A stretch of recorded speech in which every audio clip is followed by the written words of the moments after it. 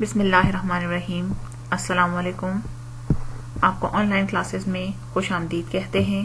امید ہے آپ سب خیر خیریت سے ہوں گے اور اپنی اسٹڈیز کا خیال رکھ رہے ہوں گے۔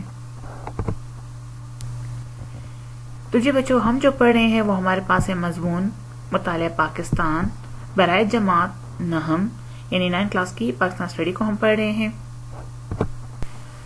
جی بچوں، ہمارا آج کا جو عنوان ہے وہ ہمارے پاس ہے باب اول میں نظریہ پاکستان کے اساس اور اجزاء ترکیبی۔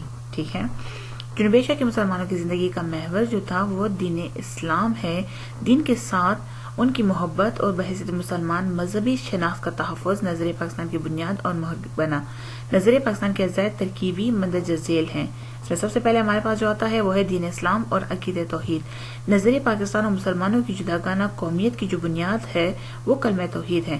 یہاں دیکھیں ذرا، نظریہ پاکستان اور مسلمانوں کی جو جداگانہ قومیت ہے، یعنی مسلمانوں کی جداگانہ قومیت کی جو شناخت ہے اس کی جو بنیاد ہے وہ کس پہ قائم کی گئی ہے؟ کلمہ توحید پہ ہے، نہ کہ وطن یا نسل۔ ہندوستان کا جب پہلا فرد مسلمان ہوا تو یہاں ایک نئی قوم کی جو بنیاد ہے وہ پڑ گئی تھی۔ اسی طرح اسلامی نظام حیات، اسلام صرف ایک مذہب کا نام نہیں ہے، یعنی صرف مذہب نہیں ہے بلکہ ایک مکمل ضابطۂ حیات ہے، یعنی ایک مکمل کمپلیٹ کوڈ آف لائف ہے جو انسان کی معاشرتی، سیاسی اور اقتصادی ضروریات کا حل پیش کرتی ہے، جس میں انسان کی جو ہے معاشرتی یعنی سوشل، سیاسی، پولیٹیکل اور اقتصادی یعنی اکنامیکل جو ضروریات ہیں اس کا حل وہ جو ہے پیش کرتی ہے۔ قیام پاکستان کا مقصد کیا تھا کہ جہاں مسلمانوں کی معاشی، سیاسی، سماجی، اقتصادی مسائل کا پائیدار حل تھا، یعنی اس کا مین مقصد جو تھا وہ کیا تھا کہ مسلمانوں کے جو ہے معاشی لحاظ سے یعنی اکنامیکلی، سیاسی، پولیٹیکلی اور سماجی، سوشلی جو ہے وہ مسائل کا پائیدار حل تھا، پائیدار یعنی مستقل حل تھا۔ وہیں اس کا مقصد جو تھا وہ اسلامی اصولوں کی روشنی میں یعنی اسلامی اصولوں کے مطابق جو ہے ایک روشن خیال اور معتدل معاشرے کا قیام بھی تھا، ایک روشن خیال معاشرے کا قیام بھی یہاں پہ مقصد تھا۔ اسی طرح اسلام میں حکمیت اعلیٰ کا جو تصور ہے وہ کیا ہے؟ اسلامی نقطہ نظر سے انسان کی زندگی کا بنیادی مقصد اللہ تعالیٰ کی حکمیت کو ماننا ہے، یعنی اللہ تعالیٰ کے احکامات کو جو ہے وہ ماننا ہے اور اس کے رسول صلی اللہ علیہ وسلم کی جو ہے اطاعت یعنی پیروی کرنا ہے۔ انسان کی جو حیثیت ہے اس دنیا میں خدا کے نائب یا خلیفہ کی ہے۔ جنوبی ایشیا کے مسلمان چاہتے تھے، یعنی بر صغیر و پاکستان کے مسلمان چاہتے تھے کہ ایک ایسی اسلامی جمہوری ریاست قائم کی جائے، یعنی ایک ایسی جمہوری ریاست ہو جو اسلامی بھی ہو، جہاں وہ اللہ تعالیٰ کے جو احکامات ہیں، ٹھیک ہے نا، اللہ تعالیٰ کے جو اقتدار اعلیٰ کے تصور کو جو ہے عوام اپنے منتخب نمائندوں کے ذریعے عملی جامہ پہنا سکیں، یعنی اللہ تعالیٰ کے جو اقتدار اعلیٰ ہے اس کے جو تصور ہے عوام اپنے منتخب جو نمائندے ہیں جن کو منتخب کیا ہوتا ہے عوام نے، اس کے ذریعے جو ہے وہ عملی جامہ یعنی پریکٹیکل فارم میں لے کر آ سکے۔ معاشرتی انصاف اور مساوات، اسلامی تعلیمات کے مطابق معاشرے میں ذات پات، رنگ، نسل، مال اور دولت کے بلبوتے پر جو ہے انسانوں میں امتیاز نہیں برتا جا سکتا، یعنی ان میں جو ہے وہ فرق نہیں کیا جا سکتا۔ اگر کسی انسان کو دوسرے انسان پر کوئی فوقیت یعنی برتری حاصل ہے، یعنی اگر ایک انسان کو کسی دوسرے انسان پر کوئی برتری حاصل ہے تو محض پرہیزگاری اور تقوی کی بنیاد پر ہے، یعنی جو پرہیزگاری تقوی ہے اس کی بنیاد پر قائم کی گئی ہے، یعنی اس کو جو حاصل ہے کس چیز پہ، یعنی جو فوقیت حاصل ہے وہ کس چیز پر ہے؟ پرہیزگاری یعنی گناہوں سے اپنے آپ کو پاکنے والا جو ہے، پاک کرنے والا اور متقی پرہیزگار ہے، ٹھیک ہے نا، یعنی اللہ تعالیٰ سے ڈرنے والا ہے، اسی پہ قائم ہے۔ قرآن پاک میں واضح ارشاد ہے، ہم نے تمام انسانوں کو ایک مرد اور ایک عورت سے پیدا کیا، پھر ان کو قبیلوں میں تقسیم کیا تاکہ ان کی پہچان ہو سکے۔ بلا شبہ اللہ کے ہاں زیادہ عزت والا وہ ہے جو زیادہ متقی اور پرہیزگار ہے، یعنی اللہ تعالیٰ کے ہاں بہت زیادہ قریب وہی ہے جو متقی اور پرہیزگار ہے، یعنی جو اللہ تعالیٰ سے ڈرنے والا ہے، اور پرہیزگار ہے جو گناہوں سے اپنے آپ کو بچاتا ہے۔ معاشرتی انصاف و مساوات نظریہ پاکستان کے اجزاء ترکیبی میں اہم عناصر ہیں۔ قیام پاکستان سے قبل جنوبی ایشیا کے جو مسلمان تھے، معاشرتی ناانصافیاں ان کے ساتھ معاشرتی یعنی سوشل ناانصافیاں ہوتی تھی اور عدم مساوات کا شکار تھے۔ عدم مساوات جو ہے وہ برابری کی بنیاد پر وہ نہیں تھی، یعنی مساوات جو ہے وہ بالکل موجود نہیں تھی، یعنی عدم برابری جو ہے وہ وہاں پہ شامل تھی۔ نو آبادیاتی نظام کے زیر اثر وہ نہ صرف جو جملہ حقوق سے وہ محروم تھے، یعنی ان کے جو حقوق تھے ان سے بھی ان کو محروم رکھا گیا تھا، بلکہ معاشی اور معاشی یعنی اکنامیکلی لحاظ سے اور سوشلی لحاظ سے جو ہے زبوحالی کا بھی شکار تھے، بہت ہی بری حالت میں وہ موجود تھے۔ اقلیت میں ہونے کی وجہ سے ان کو جو ہے اپنے حقوق سے محروم رکھا گیا اور معاشرتی اور معاشی لحاظ سے بھی وہ پسماندہ تھے، یعنی غیر ترقی یافتہ تھے۔ اس دور میں نہ صرف مسلمانوں بلکہ اقلیتوں اور نچلی ذات کے ہندوؤں کے ساتھ بھی اسی طرح کا جو ہے وہ رویہ رکھا جاتا تھا، غیر منصفانہ۔ یہی وجہ ہے کہ نظریہ پاکستان کا جو اہم مقصد تھا وہ یہ تھا کہ ایک ایسا معاشرہ قائم کیا جائے گا، یعنی ایک ایسے معاشرے کا جو ہے تشکیل کی جائے گی جہاں آبادی کے تمام طبقوں کو جو ہے برابری کی بنیاد پر یکساں اور مساوی حقوق حاصل ہوں گے، یعنی ان کو برابر حقوق حاصل ہوں گے، تمام جو طبقے ہوں گے، ٹھیک ہے نا۔ مملکت پاکستان کے آئین میں تمام شہریوں کو بلا تفریق مذہب، رنگ اور نسل کے برابر کے حقوق جو ہیں وہ ضمانت دی گئی ہے۔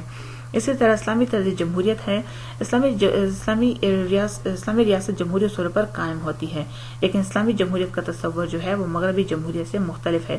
اسلامی جمہوریت کے اصول کے مطابق عوام کی نمائندگی کا حق جو ہے صرف باصلاحیت رازقوف، نیک ایماندار اور پرہیزگار نمائندوں کو حاصل ہے۔ اس میں اقلیتوں کے حقوق کی بھی تحفظ کی بھی جو ہے وہ ضمانت دی گئی ہے، ٹھیک ہے۔ قرآن پاک میں ارشاد ہے کہ مسلمانوں کے سارے معاملات باہمی مشاورت سے جو ہے وہ طے پاتے ہیں، اس لیے اسلامی معاشرے میں مشاورت کو بڑی اہمیت حاصل ہے۔ اسلامی معاشرے میں مشاورت کو جس میں مشورہ کیا جاتا ہے، حضور صلی اللہ علیہ وسلم نے ہر اہم موقع پر صحابہ کرام سے ان کی رائے معلوم کی۔ خلفائے راشدین کے دور میں بھی صحابہ کرام جو ہے پر مشتمل ایک مجلس شورا جو ہے وہ قائم کی گئی تھی، جو تمام اہم معاملات پر خلیفہ کو جو ہے مشورے دیتی تھی۔ خلیفہ کے انتخاب کے وقت بھی لوگوں کے نمائندوں کی جو ہے رائے لی جاتی تھی، اور اس اہم منصب کے اہل صحابہ کو جو ہے کو ہی خلافت کی ذمہ داری جو ہے وہ سونپی جاتی تھی۔ انتخاب کے بعد جو مسلمانوں کے مختلف گروہوں اور قبیلوں کے نمائندے خلیفہ کے ہاتھ پر بیعت کرتے تھے، یعنی ان سے اپنی وفاداری کا حلف اٹھاتے تھے، ایک قسم کا جو ہے وہ اوت لیتے تھے۔ یوں یہ سارا عمل جو ہے ایک جمہوری طریقہ انتخاب کی بہترین مثال تھا۔ منتخب خلیفہ جو تھے وہ شرعی حدود کے اندر رہ کر حکمرانی کا جو فرض ہے وہ ادا کرتا تھا، اور اپنے ہر فیصلے و عمل کے لیے اللہ تعالیٰ کے بعد اپنی رعایا کے سامنے جو ہے جواب دہ ہوتا تھا، یعنی اپنی عوام کے سامنے جو ہے وہ جواب دہ ہوتا تھا۔ یعنی جمہوری طریقے سے جو ہے کیا ہوتا تھا کہ ایک شخص کو منتخب کیا جاتا تھا، اور پھر وہ جو ہے اپنے اختیارات کو اللہ تعالیٰ کی مقرر کردہ حدود کے اندر وہ استعمال کرتا تھا، یعنی اپنے ذاتی مفاد کو پیچھے رکھتا تھا اور قومی مفاد کو وہ جو ہے وہ آگے رکھتا تھا، اور اس کے بعد جو ہے کیونکہ وہ جانتا تھا کہ وہ اللہ تعالیٰ کے سامنے یعنی اس کا جواب دہ ہوگا، اور پھر اپنی رعایا کے سامنے بھی جو ہے وہ جواب دہ ہوگا۔ برصغیر پاک و ہند کے مسلمانوں کی خواہش تھی کہ ان کا اپنا الگ وطن اور خود مختار وطن ہو، یعنی اپنا الگ وطن اور خود مختار بھی ہو، جہاں وہ اسلامی جمہوریت کے اصولوں کے مطابق نظام جو ہے وہ قائم کر سکیں، اسلامی جمہوریت کے اصولوں کے مطابق اپنا نظام جو ہے وہ قائم کر سکے۔ اسی جدوجہد کے نتیجے میں پاکستان جو ہے وہ وجود میں آیا تھا، جہاں حکومتی اختیارات کا جو استعمال ہے وہ عوام کے منتخب نمائندے، جن کو عوام جو ہے منتخب کرتی تھی، اللہ تعالیٰ کی مقرر کردہ حدود کے اندر رہ کر کرنے سے جو ہے وہ پابند ہیں۔ ہمارے ملک کا آئین جو ہے وہ بھی اسلامی جمہوریہ معاشرے کا عکاس ہے، یعنی اس کا آئینہ دار ہے۔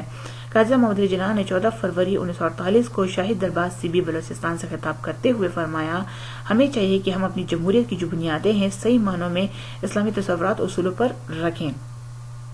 اسی طرح اقلیتوں کے مساوی حقوق، اقلیتوں کے بارے میں جو مائنورٹیز ہیں ان کے بارے میں انہوں نے کیا فرمایا تھا، ان کے حقوق مساوی حقوق کے لیے جو ہے انہوں نے کیا کہا تھا۔ اسلامی ریاست میں غیر مسلم اقلیتوں کو بھی برابر کے شہری حقوق حاصل ہیں۔ اسلامی ریاست جو ہوگی اس میں اگر غیر مسلم جو اقلیتیں ہیں، جو مسلمان نہیں ہیں، جو دوسرے مذہب سے تعلق رکھتے ہیں، ان کو بھی برابر کے شہری حقوق حاصل ہیں۔ ان کو اپنی زبان، ثقافت اور مذہبی عبادت گاہوں کے تحفظ کا پورا حق ہے۔ ان کو اپنی زبان، ثقافت کے مطابق زندگی گزارنے، مذہبی عبادت گاہوں کے تحفظ کا بھی جو ہے انہیں پورا حق حاصل ہے۔ قائد اعظم محمد علی جناح نے 11 اگست 1947 کو پاکستان کی جو دستور ساز اسمبلی ہے اس سے خطاب کرتے ہوئے فرمایا تھا کہ آپ آزاد ہیں اپنے مندروں، یعنی ہندوؤں سے کہا، مسجدوں، مسلمانوں سے اور دوسری عبادت گاہوں میں جانے کے لیے آپ مملکت پاکستان میں بالکل آزاد ہیں۔ آپ کسی بھی مذہب، فرقہ یا عقیدہ سے تعلق رکھیں، اس کا ریاستی امور سے کوئی سروکار نہیں، یعنی اس سے ہمارا کوئی لینا دینا نہیں ہے، آپ کسی بھی مذہب سے تعلق رکھتے ہوں۔ ہم اس بنیادی اصول کے سے اپنے نظام کا آغاز کر رہے ہیں کہ ہم سب ایک ہی مملکت کے برابر کے شہری ہیں، یعنی ہم اس بنیادی اصول سے، یعنی اس فنڈامنٹل پرنسپلز اصول سے اپنے نظام کا آغاز کر رہے ہیں کہ سب ہی ایک مملکت کے برابر شہری ہیں۔ غیر مسلم اقلیتوں کو پاکستان کے آئین میں مساوی حقوق کی ضمانت دی گئی ہے، یعنی برابر جو ہے وہ حقوق دیے گئے ہیں۔ پاکستانی ہندو، سکھ، عیسائی، پارسی اور دوسرے مذاہب کے جو لوگ ہیں پاکستان کی ترقی اور استحکام کے لیے اپنے مسلم پاکستانی ہم وطنوں کے شانہ بشانہ کام کر رہے ہیں۔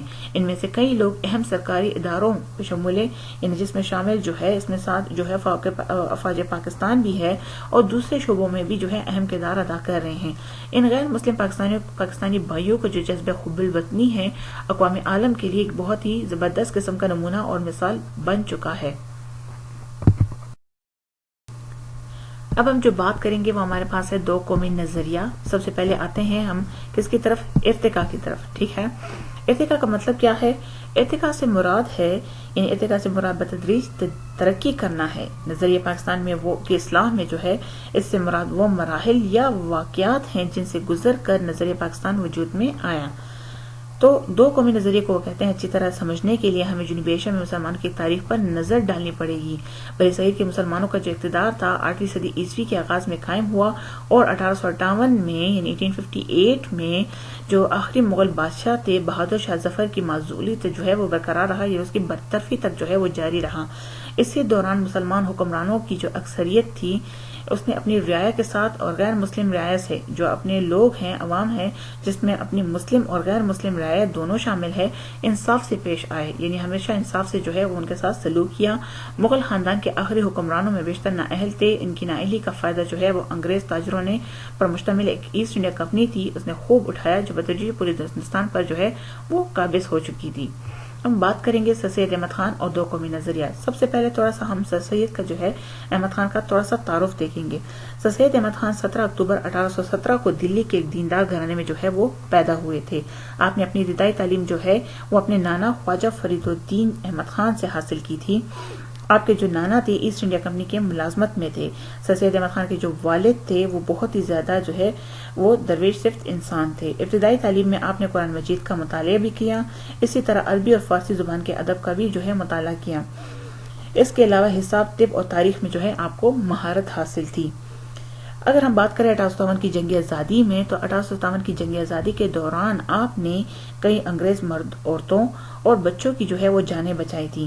آپ نے یہ کام انسانی ہمدردی کی بنا پر کیا تھا۔ جنگ آزادی کے بعد آپ کو آپ کی ان خدمات کی بنیاد پر جو ہے انگریز حکومت نے آپ کو ایک جاگیر جو ہے وہ پیش کی، لیکن آپ نے اسے قبول کر لینے سے جو ہے اس بنا پر انکار کر دیا تھا کہ میں ایسی جاگیر لینے کے لیے تیار نہیں جس سے مسلمانوں کے خون کی بو آ رہی ہو۔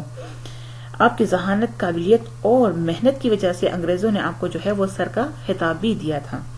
تو اسی طرح سر سید احمد خان 1817 میں دلی میں پیدا ہوئے۔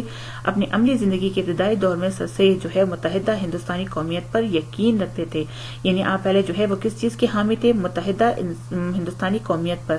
آپ کا خیال تھا کہ ہندو مسلمان دونوں ایک قوم ہیں، یا آپ کا شروع میں خیال تھا کہ ہندو مسلمان جو ہیں وہ دونوں ایک قوم ہیں جو باہم اتحاد قائم کر کے اپنے حقوق کی بہتر حفاظت کر سکتے ہیں۔ لیکن بعد میں پیش آنے والے حالات اور واقعات کی روشنی میں سر سید کو نہ صرف اس سوچ پر جو ہے نظر ثانی کرنی پڑی بلکہ متحدہ ہندوستانی قومیت کے تصور کو بھی جو ہے وہ ترک کرنا پڑا، یعنی اس کو بھی جو ہے وہ چھوڑ دینا پڑا۔ سر سید احمد خان وہ پہلے سیاسی رہنما تھے جنہوں نے یہ تصور پیش کیا کہ ہندو اور مسلمان جو ہیں وہ دو الگ الگ قومیں ہیں جن کے درمیان واضح اختلافات کی وجہ جو ہے وہ زیادہ عرصے تک ساتھ رہنا ممکن نہیں ہوگا، یعنی ان اختلافات کی وجہ سے جو ہے وہ زیادہ عرصے تک ایک ساتھ نہیں رہ سکتے۔ اسی طرح ان کے خیالات میں جو ہے تبدیلی اس وقت آئی جب 1867 یعنی 1867 میں جو ہے 1867 میں اس وقت آئی جب بنارس کے ہندوؤں نے اردو کے خلاف جو ہے وہ ایک تحریک شروع کی تھی۔ اصل میں اگر ہم بات کریں اردو ہندی تنازع کی جو کہ 1867 میں ہوا تھا، تو 1825 میں جو ہے انگریز حکومت نے اردو کو جو ہے وہ سرکاری زبان کا درجہ دیا تھا۔ اس کے بعد سے یہ مسئلہ جو ہے وہ شروع ہوا تھا آہستہ آہستہ کہ اردو کو کیوں جو ہے وہ سرکاری زبان کا درجہ دیا گیا بلکہ ہندی کو جو ہے کیوں نہیں دیا گیا۔ حالانکہ اردو کو جو ہے اردو کی جو پہلی تاریخ تھی یعنی اردو کی جو ترقی ہے اس میں کافی ہندوؤں نے بھی کام کیا تھا۔ اردو کی جو پہلی تاریخ تھی وہ کس نے لکھی تھی؟ بابو رام سکینہ جو تھے انہوں نے لکھی تھی۔ اسی طرح جو ہے اس کے باوجود بھی وہ اردو سے جو ہے وہ نفرت کرتے تھے۔ تو اس کے ایفرٹس کے لیے یعنی اس کے لیے جو ہے وہ کوشش کس نے کی؟ سر سید احمد خان نے۔ اب سر سید احمد خان نے سب سے پہلے جو ہے وہ کیا کہ سر سید احمد خان نے بنارس کی جو گورنر تھے جو اس ٹائم میں شیکسپیئر، ان سے کہا کہ آج سے مجھے یہ یقین ہو گیا ہے کہ ہندو اور مسلمان جو ہیں وہ دو الگ الگ قومیں ہیں، ٹھیک ہے نا۔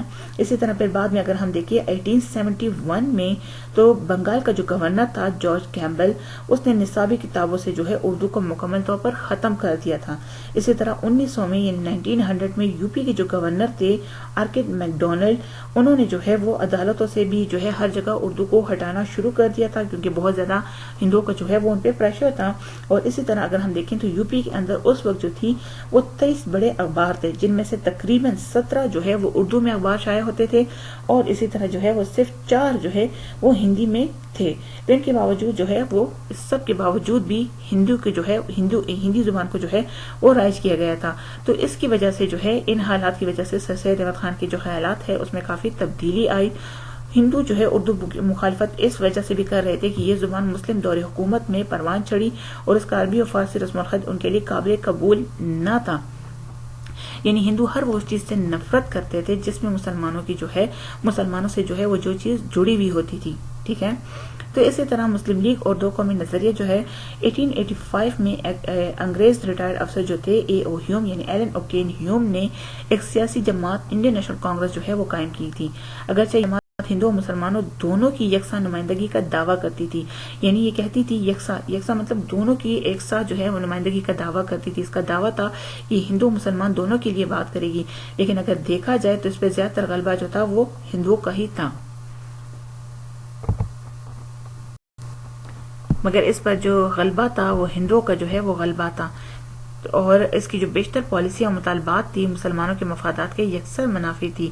جب سر سید احمد خان نے دو قومی نظریہ پیش کیا تو مسلمانوں نے اپنی ایک الگ سیاسی جدوجہد شروع کی، جس کا مقصد انگریزوں اور ہندوؤں کے مقابلے میں اپنے مفادات اور حقوق کا تحفظ کرنا تھا، یعنی اپنے حقوق کے تحفظ کے لیے انہوں نے اپنی جدوجہد کوششیں جو ہے وہ شروع کر دی تھی۔ جب انہوں نے ان حالات کو دیکھا مسلمانوں نے، جب کانگریس نے ہندوستان میں مغربی جمہوریت رائج کرنے کا فیصلہ کیا، مطالبہ کیا، تو مسلمانوں کے ایک وفد نے 1906 میں اس وقت کے انگریز وائسرائے جو تھے لارڈ منٹو سے شملہ میں ملاقات کر کے ان سے مسلمانوں کے لیے جداگانہ طرز انتخاب کا مطالبہ کیا۔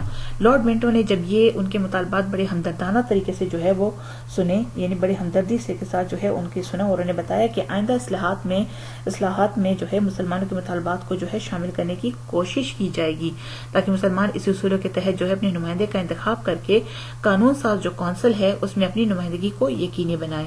اسی طرح انڈین نیشنل کانگریس اور جو دیگر ہندو تنظیموں نے مسلمانوں کے اس مطالبے کی جو ہے وہ شدت سے مخالفت کی تھی۔ کس مطالبے کی؟ جداگانہ طرز انتخاب جو ہے یعنی سیپریٹ الیکٹوریٹ جو ہے اس کا جو مطالبہ تھا اس کی شدت سے مخالفت کی۔ نہ صرف یہ بلکہ 1905 میں جب بنگال کے صوبے کو انتظامی وجوہات کی بنا پر 2 صوبوں میں تقسیم کر دیا تھا تو ہندوؤں نے اس فیصلے کی محض اس وجہ سے مخالفت کی کہ ان میں سے ایک صوبے میں یعنی مشرقی بنگال اور آسام میں مسلمانوں کی اکثریت جو ہے وہ قائم ہو گئی تھی۔ یعنی ہم نے پہلے بھی پڑھا کہ ہندوؤں کو ہر اس چیز سے نفرت تھی جس میں مسلمانوں کی جو ہے وہ ترقی کے امکانات جو ہے وہ نظر آتے تھے۔ تو اسی طرح جب 1905 میں بنگال کو جو ہے یعنی انتظامی وجوہات کی بنا پر جو ہے اس کو تقسیم کیا گیا تھا، یعنی بہت رقبے کے لحاظ سے بہت بڑا جو ہے وہ صوبہ تھا اور اس کو جو ہے ایک انگریز وائسرائے کے لیے کنٹرول کرنا مشکل تھا، تو اس وجہ سے اس کو جو ہے وہ 2 صوبوں میں تقسیم کر دیا گیا تھا، مشرقی بنگال اور جو ہمارے پاس مغربی بنگال تھی۔ تو اس سے مسلمانوں کو جو ہے وہ ترقی کے امکانات جو ہے وہ نظر آنے لگے تھے، جو کہ کسی بھی طریقے سے ہندوؤں کے لیے قابل قبول نہیں تھا، تو اس وجہ سے انہوں نے اس کی جو ہے مخالفت شروع کر دی تھی۔ اسی طرح ان حالات کے پیش نظر مسلمانوں نے اپنے لیے ایک الگ سیاسی جماعت، پہلے سے تو سیاسی جماعت جو قائم تھی آل انڈین نیشنل کانگریس، وہ صرف جو ہے وہ ہندوؤں کے مفادات کے لیے بات کرتی تھی، یعنی مسلمانوں کے مفادات سے کوئی جو ہے وہ لینا دینا نہیں تھا۔ تو اسی وجہ سے مسلمانوں نے اپنے لیے ایک الگ سیاسی جماعت کے قیام کی جو ہے وہ ضرورت بہت زیادہ محسوس کی، اور 1906 میں آل انڈیا مسلم لیگ کا جو قیام ہے وہ عمل میں لایا گیا۔ مسلم لیگ نے 1906 سے لے کر 1928 تک 2 قومی نظریے کے تحت ہندوستان کے مسلمانوں کے مفادات کے تحفظ کے لیے بہت زیادہ جدوجہد کی۔ 1928 میں ہندوستان کی تمام سیاسی جماعتوں کا جو ایک مشترکہ اجلاس منعقد ہوا، جس میں ہندوستان کے لیے متفقہ آئین بنانے کی جو ہے وہ کوشش کی گئی۔ تو اس غرض سے ایک کمیٹی قائم کی گئی جس میں ہندو اور کانگریس رہنماؤں کی اکثریت تھی، یعنی اس میں سے وہ بہت زیادہ کانگریس کے رہنما شامل تھے۔ اس کمیٹی کا جو سربراہ تھا وہ رہنما یا سربراہ جو تھا وہ موتی لال نہرو تھا، اور اس نے جو رپورٹ بنائی وہ نہرو رپورٹ کے نام سے جانی جاتی ہے۔ اس کی تمام جو سفارشات، جو تجاویز تھی مسلمانوں کی خواہشات اور مفادات کے جو ہے وہ سراسر منافی تھی۔ تو نہرو رپورٹ نے ہندو مسلم اتحاد کا جو تھا وہ ہمیشہ کے لیے اس کو ختم کر کے رکھ دیا تھا، اور مسلمانوں کو جو ہے اس بات کا احساس ہوا کہ ہندوؤں کے ہوتے ہوئے متحدہ ہندوستان میں ان کے مفادات جو ہے وہ بالکل بھی محفوظ نہیں ہیں۔ اس اہم موڑ پر قائد اعظم نے فرمایا کہ یہاں سے ہمارے راستے جدا ہوتے ہیں، لیکن اس کے باوجود ہندوستان کے مسلمانوں اور آل انڈیا مسلم لیگ نے آخری وقت تک کوشش کی کہ ہندوستان کو جو ہے وہ تقسیم کیے بغیر مسلمانوں کے مفادات کا تحفظ کیا جا سکے، مگر ہندو اکثریتوں اور جو کانگریس کے رہنما تھے وہ مسلمانوں کے مخالف رویے نے انہیں جو ہے اس باتوں کے یعنی جو کانگریسی رہنما تھے ان کے مسلمان مخالف رویے نے انہیں اس بات پر جو ہے وہ مجبور کیا کہ وہ ہندوستان کی تقسیم اور اپنے لیے ایک الگ اور آزاد مسلم ریاست کا مطالبہ کریں۔ 1937 میں جب ہندوستان میں صوبائی انتخابات کے جو ہے اسمبلی کے جو انتخابات منعقد ہوئے تو میں بھی جو ہے ہندو اکثریتی صوبوں میں کانگریس نے کامیابی حاصل کی، جس کے نتیجے میں کانگریس نے ان صوبوں میں اپنی حکومتیں قائم کی، اور اس دور میں مسلمانوں کے ساتھ انتہائی زیادتیاں کی گئی، بہت ہی زیادہ ناانصافیاں جو ہے وہ کی گئی، جو مطالبہ پاکستان کی صورت میں سامنے آئی، یعنی اس سے آخر تنگ آ کر مسلمانوں نے اپنے لیے اور بھی جو ہے وہ سوچنا شروع کر دیا تھا۔ تو اسی طرح یہ جو دو قومی نظریہ تھا اس سے نظریہ پاکستان نے جو ہے وہ جنم لینا شروع کیا۔